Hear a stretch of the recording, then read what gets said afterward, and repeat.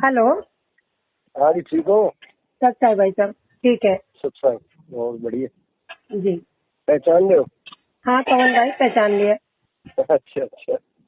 आपके नाम से नंबर सेव है। अच्छा अच्छा, ठीक। मैं ये कह रहा था, जो जैसे कि आपकी बात हुई है इनसे कभी? किनसे? इनसे भगत जी से, पवन भगत जी जो जयपुर वाले हैं। मेरी बात तो आज तक हुई नहीं है उनसे कभी भी, लेकिन वीडियो में देखती हूँ। वीडियो में तो देखते हो, मैंने कहा बात हुई हो जैसे आप दावेश के साथ कह रही थी ना, तो मैंने कहा बात हुई हो कभी आपकी? बात मेरी नहीं हुई है कभी भी उनसे। बात नहीं। कहाँ पे रहते हैं, कहाँ से देखते हैं वीडियो? मुझे तो नहीं पता। फिर आपका नंबर है आपके पास उनका कोई, इससे बात हो जाए? जिससे बात हो जाए? आपने बात करनी है क्या उनसे? नंबर? हाँ, बात करना चाह रहा हूँ मैं, बात करके पता तो चले क्या बता रहे हो। तो बात तो उनसे हो ही नहीं पाती ना। अच्छा, क्यों बात क्यों नहीं हो पाती? बात तो हो जाती हो, मेरठ में रहते थे वहाँ। पता नहीं, मेरे को तो मेरठ में रहते हैं, कहाँ रहते हैं। मेरठ में ही रहते थे। मेरठ तो छोड़ दिया ना उन्होंने। कब? ये भी नहीं पता मुझे तो, लेकिन वो मेरठ में शायद नहीं रहते अब। ये मेरठ ही रहते हैं, कौन कह रहा है मेरठ में रहते? वही प्रोग्राम करते, सत्संग करिए। अभी तक तो मेरठ ही रहते थे। अच्छा, फिर इतना मुझे पता नहीं है, क्योंकि मेरे को तो जहाँ तक उनकी वीडियो मैं सुनती हूँ, तो उनकी वीडियो से मुझे यही लगा था कि वो मेरठ नहीं रहते हैं।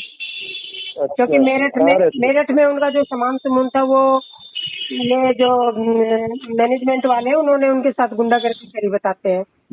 कब? कब करी थी अब ये तो डेट भी मुझे नहीं पता, वीडियो में ही सुना था मैंने। वीडियो तो वो उसमें वो सुना है मैंने भी कि भाई वो ये कर ऑडियो में देंगे, ही सुना है मैंने। ऑडियो में ये कर देंगे वो कर देंगे, वो मैंने सुना है। आपके द्वारा तो नहीं, वो कहीं और से आया मेरे पास। जी, ऑडियो में ही सुना है। लेकिन एक बात बताइए पवन भाई, जो वो पवन है, जो जयपुर वाले भगत है, जो हाँ। उनकी बातों से हमें तो कोई उनको गुरु गद्दार वाली बात नजर नहीं आती उनमें, कहीं पर भी, किसी भी वीडियो में। और मैंने वो भेजा था जहाँ पर आपको। भी मैंने सुना है, मैंने सुन ली बात, जहाँ तक मतलब गुरु गद्दार वाली बात है, और वो तो बल्कि हर चीज को पूरी क्लैरिटी के साथ बताते हैं, खोल कर बताते हैं हर चीज को, जो कि मैनेजमेंट वाला कोई भी बंदा नहीं बताता इस बात को। देखो ऐसा होता है, वो तो अलग की बात है, कौन कैसे बताता है वो तो एक अलग बात हो गई। उससे हमें तो कुछ लेना देना नहीं। देखो, अगर उसको कोई गलत सता रहा है किसी को भी, तो वो तो गलत है, ये तो हम मानते हैं। बस गलत सताया जा रहा है उनको, ऐसी बात नहीं है, क्योंकि उन्होंने जो ऑडियो हमने सुनी है, उनको लठों से मारे, डंडों से मारे, हॉकियों से मारा। वो तो पुरानी है, जयपुर की है। जयपुर के ना, लेकिन एक बात हाँ। बताओ, जो मैनेजमेंट वाले सारनामी है, सारनामियों को तो मतलब ही नहीं है कि इस तरीके की हरकत करना। कर सकते हैं वो भी, परमात्मा ने अगर सारनाम दिया है उनको, तो सारनाम वालों के तो लक्षण ही बिल्कुल अलग होते हैं ना भाई। बहन ऐसा है, देखो सब लोग स्कूल से पढ़ के आते हैं, सब लोग स्कूल से पढ़ने सब लोग जाते हैं, लेकिन सब न तो कामयाब होते, सब विद्यार्थी है ना, सब स्टूडेंट कामयाब थोड़ा ही होते हैं। मैं वही कहने लगी। सत साहिब जी, इस भाई का तर्क यहाँ पे बिल्कुल गलत है, क्योंकि सारनाम के लिए परमात्मा ने स्पष्ट बोला हुआ है कि ये दास केवल उसी आत्मा को सारनाम देगा जो पूर्ण उस परमेश्वर के प्रति समर्पित होगी, वरना दास किसी को भी सारनाम देके परमात्मा की नज़रों में दोषी नहीं बनेगा। तो वर्तमान में परम पूज्य सतगुरु रामपाल जी महाराज जी केवल उसी आत्मा को सारनाम कहिए या सारशब्द कहिए, उसको प्रदान करेंगे जो वास्तव में उसके लिए हकदार होगी, जो वास्तव में सारनाम प्राप्त करने के योग्य होगी, और उस अनमोल जड़ी बूटी को लेने के बाद वो कभी कोई गलती नहीं करेगा, क्योंकि परमेश्वर अंतर्यामी है। वो कभी भी एक बच्चे के हाथ में असली बंदूक नहीं थमाएंगे। सत साहिब, ऐसी बात है। तो एक बात से इसका कोई मतलब थोड़ा ही होता है। पवन भाई, आप एक बात बताइए। हाँ। मतलब वो कहते हैं ना कि इंसान की परख तो उसके व्यवहार से, चाल चलन से होती है ना, बातों से होती है। सही कह रहे हैं आप। देखो, वो जो आदमी है, जो बंदा है देश का, जिसका नाम है, जो वो वीडियो में बोल रहा है, वो मैंने जो आपने मुझे भी ऑडियो भेजी थी ना, वो ऑडियो तो मैंने बहुत पहले की सुनी हुई है कि तेरे मुंह में मूत दूंगा। हाँ, वो जो है ना, वो जो उसकी है ना, वो देशराज जो बंदा है, वो देशराज तो एक मैनेजमेंट में नंबर का है। गुंडा गुंडा बताते हैं उसको तो। हाँ, वो गुंडा ही है, वो गुंडा ही है, इसमें कोई शक नहीं है। उसमें कोई भी शक नहीं है, वो आदमी गुंडा ही है। तो मेरे से झगड़ा करा था उसने 5-6 महीने पहले। लेकिन अभी जैसे पवन भाई ने बताया था कि भाई उन्होंने उनको रॉड से, हॉकियों से उनके बच्चों को किचन में बंद कर दिया और उनको मारा, और उसके हाँ, बावजूद भी उन्होंने परमात्मा से प्रार्थना की कि मालिक इनको कुछ मत होने देना, क्योंकि ये भी मेरे अपने बिछड़े हुए भ्रमित भाई बहन है, और ये अभी काल के चक्कर में फंसे हुए हैं, और इनको किसी भी तरह का कोई नुकसान मत पहुंचाना मेरे मालिक, ये प्रार्थना ना, करी थी। वो तो बात ठीक है, प्रार्थना तो उसकी पहुंची नहीं ना कोई। तो भाई मेरे ये बताओ, जो मैनेजमेंट वाले हैं उनकी प्रार्थना पहुंचती है क्या वहाँ पे? हाँ, पहुंचती है समझो, आपकी पहुंच जाएगी, हम्म। आपकी भी पहुंच जाएगी। मैंने एक बार लगाई थी प्रार्थना, तो मेरे तो प्रार्थना नहीं पहुंची। नहीं, आपकी डायरेक्ट बात ही हो जाएगी, इसमें कौन सा बड़ी बात है। मेरी परमात्मा से डायरेक्ट बात हो जाएगी। देखो, उनके बच्चों की, उनके भाई की आवाज बिल्कुल मिलती जुलती है, ठीक है। ये जो आज नहीं, अलग आपने अलग है, ऑडियो भेजी मिलती है ना, जुलती नहीं है, ये अलग जो अलग है सब। ये जो आज आपने ऑडियो भेजी हुई है ना मेरे को, अब वो तो गुरु जी की आवाज है, वो गुरु जी की आवाज है, उनके भाई की आवाज अलग है, गुरु जी की अलग है, वो हम पहचानते सब। उनके बेटे की आवाज, उनके भाई की नहीं, आवाज। बेटे की आवाज बहुत अलग है, बेटे की तो बहुत ही अलग है। हम्म। बेटे की भी अलग है, और गुरु जी की भी अलग है, और भाई की भी अलग है, सबकी अलग अलग है। सतसाहिब जी, परमपिता परमेश्वर सतगुरु रामपाल जी महाराज जी के मुख कमल से निकले शब्द अर्थात उनकी आवाज़ या उनके कलयुगी रिश्तेदारों की आवाज़, चाहे सेम हो या सेम ना हो, हमें उन बातों से कोई मतलब नहीं होना चाहिए। हमने केवल परमपिता परमेश्वर के द्वारा जो हमें अनमोल तत्व ज्ञान दिया गया है, जो सत्संगों में हमें आदेश दिए गए हैं, हमने केवल उन्हीं आदेशों को फॉलो करना है। वर्तमान में उनके नाम से भेजे जा रही ऑडियो या उनकी आवाज़ में भेजी जा रही ऑडियो को भी यदि हमने मानना है, तो सबसे पहले हमने ये तय कर लेना है कि उन ऑडियो में जो बातें कही जा रही हैं, जो ज्ञान बताया जा रहा है, जो आदेश दिए जा रहे हैं, क्या वो मेरे परमपिता परमेश्वर सतगुरु रामपाल जी महाराज जी के सत्संगों से मेल खाते हैं या नहीं खाते हैं। यदि उनके सत्संगों से मेल नहीं खाते हैं, 27 साल से उन्होंने जो वचन कहे, जो शब्द कहे, यदि उससे मेल नहीं खाते हैं, तो वो ऑडियो भले ही संत रामपाल जी महाराज जी की हो, एक ज्ञान आधारी भगत के लिए उस ऑडियो का कोई महत्व नहीं होगा। सत साहिब, 200 अब आज से 650 साल पहले जो परमात्मा ने काशी में ज्ञान दिया था, वही बात आज भी बोल रहे हैं। ये थोड़ा है कि 5 साल के बाद वो तो बात आपकी उनके ठीक वचन है। बदल गए, और उतने पुराने साल पहले तो उनके वचन नहीं बदले। आज 4 साल पहले के वचन कैसे बदल जाएंगे? नहीं, वो तो परमात्मा ठीक दोगली है, बात नहीं करेंगे। लेकिन परमात्मा वो दोगली जो बात नहीं बोला करेंगे। हुआ है ना, वो जो अभी बोला हुआ है, वो ओरिजिनल है। वो प्रार्थना करी थी उसकी बेटी ने गुरुजी की, कि गुरुजी ऐसे ऐसे परेशान कर रहे हैं वो, और ऐसे ऐसे कह रहे हैं, तो लेकिन इसलिए मैं वो भी वीडियो। देखो बाई हार्ट मैं भी आपको बता रही हूँ, मुझे भी नहीं लग रही परमात्मा की आवाज है वो, संत रामपाल जी महाराज जी की आवाज नहीं है वो। चलो कोई बात नहीं, उसमें कोई इशू नहीं है, तो आपकी मर्जी है, उसमें कोई इशू थोड़ा ही ना।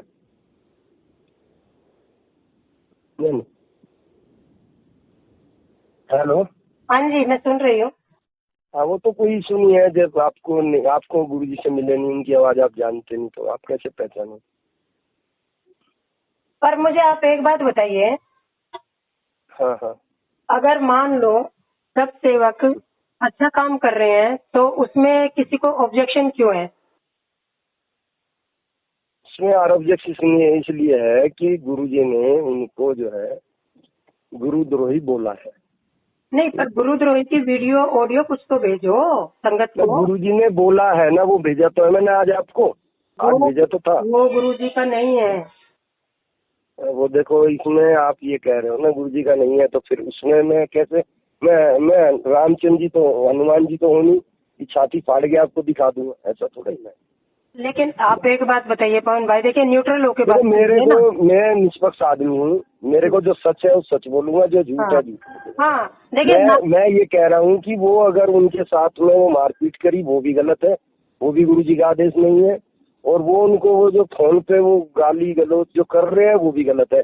अगर मान लिया पवन सही है अपनी जगह तो एफआईआर क्यों नहीं लॉन्च करा देता उनके खिलाफ? आप ये बताओ बस खाली। नहीं तो फिर भगत में और जगत वालों में क्या अंतर रह गया? नहीं, ये बात गलत कह रहे हैं आप। करवानी थी तो भगत अपनी वालों में और सुरक्षा जगत वालों के में लिए, क्या फर्क रह गया? अपनी सुरक्षा के लिए आज कोई हमें गुंडागर्दी दिखाए, कोई दमंगाई दिखाए, अगर हम उसको नहीं रोक रहे हैं तो वो भी गलत है। पाप करने वाला भी दोषी है और सहने वाला भी दोषी है। सत साहिब जी, इस भाई की नॉलेज बिल्कुल कमज़ोर है, इसको कुछ भी पता नहीं है। जब आज से 3 साल पहले दास के साथ में जयपुर में सतलोक आश्रम मैनेजमेंट हरियाणा के सारनामी गुंडों ने जब पिटाई की थी, दास ने उसके दूसरे ही दिन वहाँ के थाने में जाके एफआईआर लॉन्च करवा दी थी, जिसमें देशराज का नाम है, रमेश चंद्र चहल कुरुक्षेत्र वाले का नाम है, और इसका बसंत सैनी का भाई था रूपदास, उसका नाम है। इन सब के नाम के दास ने एफआईआर लिखवा रखी है। एफआईआर की कॉपी अभी आप जी यहाँ पे देख सकते हैं। सत साहिब, मुझे तो परमात्मा ने अपनी शरण में 1 साल से लिया हुआ है, ठीक है। हाँ, मेरे को पता है क्यों गए थे, क्या उनका वो था, मतलब 1 सवा या 1.5 साल हुआ होगा मुझे तो जुड़े हुए। मुझे तो इतना ही हुआ है, मैं जानता हूँ, मेरे को सब पता है, इतना ही हुआ है। देखो वो जो है, वो जो आदमी कर रहा है वो उसका अपना पार्ट है, उसका स्वार्थ है उसमें कुछ जुड़ा हुआ। उससे आप भगत लेके मत चलो, पर आप उस आदमी को भगत लेके मत चलो। हमें सही कहीं पर भी स्वार्थ नजर नहीं आया। किसका स्वार्थ? देशराज का स्वार्थ कह रहा हूँ मैं। अच्छा, नहीं, जो आप जयपुर वाले पवन भगत जी की बात कर रहे हो, देखो उसकी बात आप छोड़ दो। उसके लिए अगर उसमें 100 कमी, उसमें एक भी कमी नहीं है, अगर एक भी कमी नहीं है, गुरुजी ने नहीं कह दिया ये आदमी गलत है, तो हमारे लिए वो गलत हो जाता है, क्योंकि हमने गुरुजी से दक्षिणा ले रखी है। जो गुरुजी कह रहे हैं हमारे लिए वही सही है। सत साहिब जी, यहाँ पर इस भाई का ये कहना कि चाहे पवन दास में किसी प्रकार की कोई कमी नहीं है, लेकिन हमें यदि गुरुजी ने ये कह दिया कि वो गुरुद्रोही है तो हमारे लिए फाइनल है। तो दास आप जी को बता देता है, आध्यात्मिक दृष्टि से ये बात बिल्कुल भी सही नहीं होती है। ये इसकी अपनी नादानी है, मूर्खता है, इसकी अपनी मंदबुद्धिता है। सबसे पहली बात तो ये कि इसने गुरुजी के मुख कमल से ये बातें नहीं सुनी है, केवल इसने एक फर्जी ऑडियो सुनी है जिसको हम सत्य नहीं मान सकते हैं। यदि गुरुजी कहें आमने सामने खड़े होके तो फिर हम उस चीज़ को स्वीकार हम ज़रूर करेंगे, लेकिन अभी केवल गुरुजी के आदेशों की आड़ में एक फर्जी ऑडियो निकाल के इस तरह की बातें करके संगत को भ्रमित किया जा रहा है, जिन ऑडियो पे बिल्कुल भी विश्वास नहीं किया जा सकता है। दूसरी बात, परमपिता परमेश्वर सतगुरु रामपाल जी महाराज जी की एक विशेष खासियत है जिसको नकारा नहीं जा सकता है, और उनकी सबसे बड़ी खासियत ये है कि संत रामपाल जी महाराज यदि किसी पर भी कोई दोष लगाते हैं या कोई भी बात वो सामने रखते हैं तो उस बात के वो 10 प्रमाण देते हैं साथ में। जैसे उन्होंने ब्रह्मा विष्णु महेश को अजरो अमर नहीं बताया, उनके माता पिता बताए, वो भी लक 84 में जाते हैं। उन्होंने जितनी भी बातें भगत समाज के सामने रखी हैं, साथ में गीता जी से, वेदों से, कुरान से, पुराण से, इन सभी से सैकड़ों प्रमाण भी हाथों हाथ दिए हैं ताकि कोई उनसे सवाल ना कर सके। तो यदि संत रामपाल जी महाराज जी ने ही पवन दास को गुरुद्रोही कहा है तो आज तक 7 साल हो गए, एक भी प्रमाण इस पवन दास के खिलाफ कि ये गुरुद्रोही है क्यों नहीं दिया गया? कोई एक ऐसा पॉइंट क्यों नहीं बताया गया? कोई एक ऐसी बात सामने, एक ऐसा प्रमाण सामने क्यों नहीं रखा गया जो ये साबित कर सके कि पवन दास इस पॉइंट पे गुरुद्रोही है? तो ये भाई की जो इस तरह की बातें हैं ये बिल्कुल बेबुनियाद हैं। एक ज्ञान आधारी भगत के लिए इन बातों का किसी प्रकार का कोई महत्व नहीं होता है। सत साहिब, पहले भी बताया था। आप एक बात बताइए, तो मैनेजमेंट वालों की गुंडागर्दी भी हमने सुनी, उधर से पवन भाई के भी हम वीडियो सुन रहे हैं, आप पवन भाई हमसे बात कर रहे हो, आपके भी हम सुन रहे हैं। तो भगत बेचारे कहाँ जाएंगे आप ये बताइए मुझे। देखो, भगत कहीं जाने की जरूरत नहीं है, वो बैठ के अपनी भक्ति करो, कोई जरूरत नहीं है किसी के वो उसमें ज्यादा इंटरफेयर या सुनने की, क्योंकि नया आदमी क्या होता है। एक सत साहिब जी, इस भाई के अनुसार यदि भगत को कुछ भी करने की आवश्यकता नहीं है और खाली बैठ के अपनी भक्ति ही करनी है वर्तमान में, तो ये भाई क्यों भाषण दे रहा है इस बहन को फ़ोन करके? सतलोक आश्रम मैनेजमेंट हरियाणा की चापलूसी करते हुए ये भाई क्यों इस बहन को बार बार भ्रमित करने के लिए, इसका मनोबल डाउन करने के लिए क्यों बार बार इसको फ़ोन कर रहा है?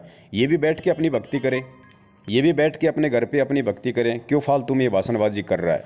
तो पुण्यात्माओं, ये इनका दोगला आचरण है, ये बोलते कुछ हैं और ये लोग करते कुछ और हैं। सत साहिब कि जगत और भगत में फिर अंतर ही क्या रह गया? नहीं, आप एक बात बताइए, जगत और भगत का अंतर ये है कि मान लिया उसको कोई दिक्कत नहीं है, अब वो उनसे अलग रहता है और वो उसको गाली देते हैं। सुनो मेरी बात, जगत और भगत का इससे कोई मतलब नहीं है। ये कानून ये सब बंद करा देते भगवान, ऐसा थोड़ा ही होता है।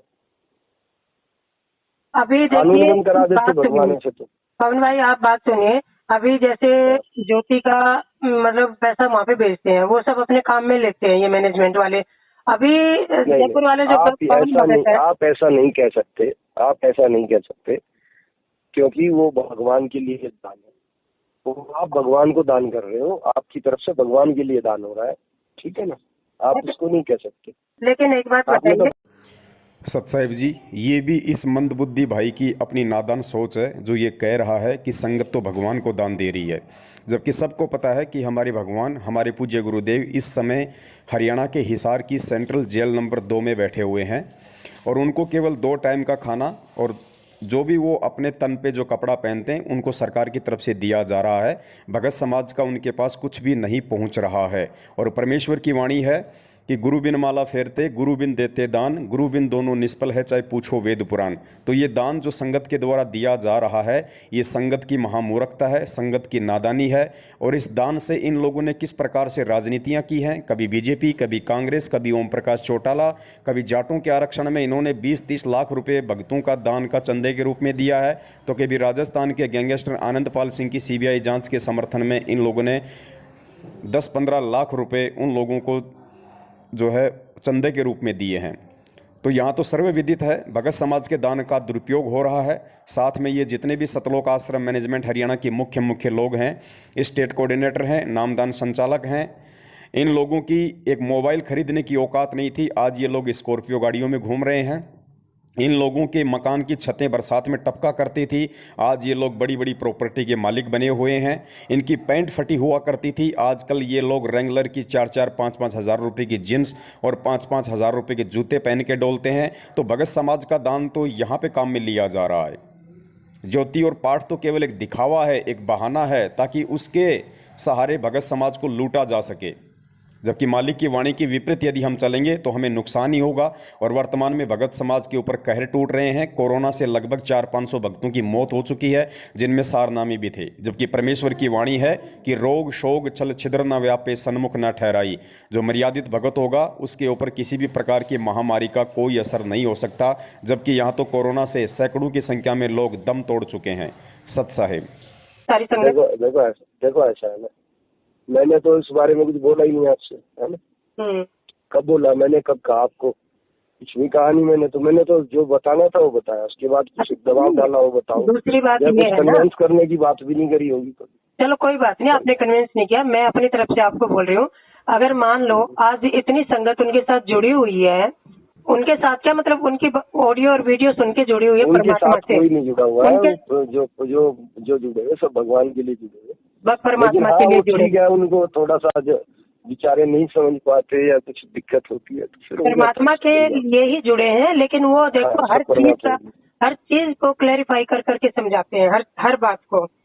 आपने एक मैसेज भेजा था मेरे पास, उसमें कहा था कि 2014 के बाद जिन्होंने नामदान लिया है वो उनके घर पे हम चरण पादुका भेज देंगे। मैसेज था आपके पास से, आया था मेरे पास एक, है ना। मैं कहूँ तो दोबारा भेज दूंगा आपको। कहाँ से वो चरण पादुका ला के देंगे ये बताओ मेरे को। जब गुरु जी के संपर्क में नहीं है तो चरण पादुका कहाँ से लाएंगे भाई, ये बताओ। वो मैसेज वो था जो चरण पादुका की बात आई थी, उनका कहने का मतलब ये था कि ऑडियो और वीडियो उसमें ये जो संडे वो होती है ना उनकी लाइव आते हैं जो, उसमें उन्होंने बताया था, उसमें वो बता रहे हैं कि हमें उस चीज का खुलासा करके बता रहे हैं वो। नहीं, वो तो ये कह रहे चरण पादुका ले जाओ, हम उनके घर भिजवा देंगे, ये कह रहे। सत साहिब जी, जब से परमपिता परमेश्वर सतगुरु रामपाल जी महाराज जी ने भगत समाज के लिए 740 66 93 111 ये जो मोबाइल नंबर हैं जिस पर मिस कॉल करते ही उस भगत का नंबर हमारे पास में आ जाता है और उसके बाद में उसके मोबाइल पे डायरेक्ट टेक्स्ट मैसेज यानी वीडियो के लिंक वगैरह जाने शुरू हो जाते हैं। तो काफ़ी समय पहले सतलोक आश्रम मैनेजमेंट हरियाणा ने हिसार तारीख पे गए हुए भक्तों को एक चरण पादुका उनके माथे पे रखी जा रही थी, उनके सिर पे रखी जा रही थी, पता नहीं वो कहाँ से लाए थे, वो किसकी थी। उस आधार से दास ने ये एक मैसेज बना के डाला था कि जिस जिस भगत भाई बहन को परमपिता परमेश्वर सतगुरु रामपाल जी महाराज जी की चरण पादुका चाहिए तो इस नंबर पे मिस कॉल मारो। तो ये सतलोक आश्रम मैनेजमेंट हरियाणा वाले ये मंदबुद्धि हमारे भाई बहन इन बातों को समझ नहीं पाए और इन्होंने इसका ये अर्थ निकाल दिया कि पवन दास कहाँ से चरण पादुका लाएगा। अरे चरण पादुका तो सबके घर पे ऑलरेडी हैं, यदि आपको विश्वास है तो।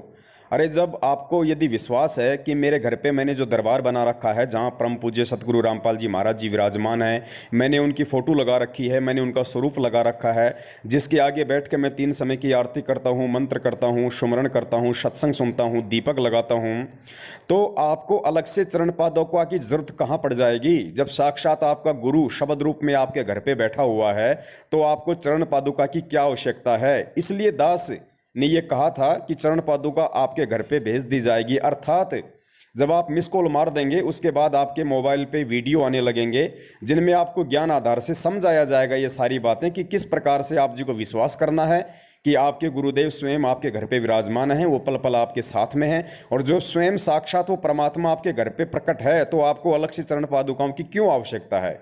तो वो बात सिर्फ एक बार उस भगत से मिस कॉल मरवाने के लिए कही गई थी क्योंकि ये कॉमन सेंस की बातें होती हैं, ये बातें केवल एक ज्ञानी भगत को समझ में आती हैं, सतलोक आश्रम मैनेजमेंट हरियाणा वालों के पल्ले पड़ने वाली नहीं है। सत साहिब। अरे पवन भाई सीधी सी बात है, आप देखो परमात्मा ने हमने बहुत अच्छी परमात्मा ने अपनी शरण में ले लिया, भक्ति हमें दे दी, जंगल से सारी जड़ी बूटियां ढूंढ ढांड के निकाल के हमें भक्ति बोध में बनाकर दे दी दवाई। अपने घर बैठ माला जपो, परमात्मा का ध्यान लगाओ और अपनी तीनों टाइम की आरती करो और अपने कर्मों का ध्यान रखो। वो तो खैर वो तो अलग चीज है, थोड़ा सा दुख ऐसा होता है मेरा। क्या जरूरत पड़ी है इन चक्करों में कि आज उस सेंटर पे जाओ, आज उस सेंटर पे जाओ। ये तो बेफालतू तो नहीं होता है, जब भी तो जाओगे सेंटर में, नहीं जरूरत ही नहीं जाने की। ये कुछ काम है जब भी तो जाऊंगा सेंटर में, ऐसे क्यों जाऊंगा। ये कुछ काम होगा जब भी जाऊंगे, सत्संग हो रहा है जब जा सकते हो, वहाँ आपकी मर्जी है तो। हाँ, लिए कोई दबाव तो है ही इसके लिए। देखो आपके व्यवहार में थोड़ा फर्क है, मैंने शुरू से ही आपके व्यवहार में फर्क देखा है, लेकिन आप कैसे फंस गए उनके चक्कर में मुझे नहीं समझ में आ रहा। किसके चक्कर में फंस गए? अरे ये जो यहाँ पे आप कोऑर्डिनेटर बन के बैठे हुए थे, देशराज वगैरह के चक्कर में आप कैसे फंस गए? नहीं, देशराज ने मुझे कोऑर्डिनेटर नहीं बनाया था, पहली बात तो ये। अरे वर्ल्ड कोऑर्डिनेटर है वो। अरे वो कुछ नहीं है, खामा बकवास वाली बात है, वो कुछ नहीं, वो एक बेवकूफ आदमी है, सिर्फ उसको मैं अच्छी तरह होमगार्ड का सिपाही है, उसको कुछ नहीं पता। हाँ, उनको गालियां वालियां देनी अच्छी होती है, लठवा। वो होमगार्ड की नौकरी तो करता था, अभी भी कर रहा है। काय की नौकरी करता था? होमगार्ड की नौकरी अभी तक कर रहा था, 2 साल पहले 3 साल पहले तक। अच्छा, दिल्ली पुलिस में है क्या वो? अरे नहीं, होमगार्ड दिल्ली पुलिस में तो होमगार्ड। ठीक है, ठीक। होमगार्ड जो प्राइवेट उस पर रखे होते 20,000 रुपए। समझ गए। हाँ, वो प्राइवेट होते हैं। तो अब पुलिस एप्लीकेशन पर लेती है ना कि। हाँ, तो फिर ऐसी भाषा इस्तेमाल करेंगे वो, और क्या। वो तो फिर ऐसे ही सब इस्तेमाल करेंगे, इनकी वैसी सोच हो और मेंटलिटी है। नहीं तो अब ये जैसे उन्होंने भाषा इस्तेमाल करी, तेरे मुंह में मुतूंगा, ये भक्तों के लक्षण है क्या? तो भक्तों के लक्षण नहीं है, उसके लिए गुरुजी को भेजे कौन ये बात, गुरुजी के पास तो ये बात पहुंच नहीं गई है। मतलब हमें तो सुन के भी शर्म आती है। एक्शन आएगा उस पर, क्यों नहीं होएगा? अब बोलते हुए मुझे इतना वो लग रहा है कि मैंने अपना कर्म खराब कर लिया ये सब बोल के। वो गुरुजी के पास वो बात नहीं पहुंच रही है, वो बात गुरुजी के पास कोई नहीं पहुंचा रहा है, बात तो यही है, इसी का ही वो लोग फायदा उठाते हैं।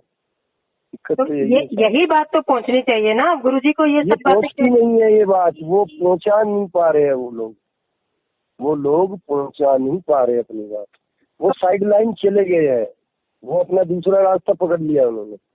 आप एक बात बताइए, वैसे तो कहते हैं कि गुरुजी से डायरेक्ट बात होती है, तो इस इस टाइप की बातें क्यों नहीं गुरु जी को वो करने? कौन पहुंचाएगा?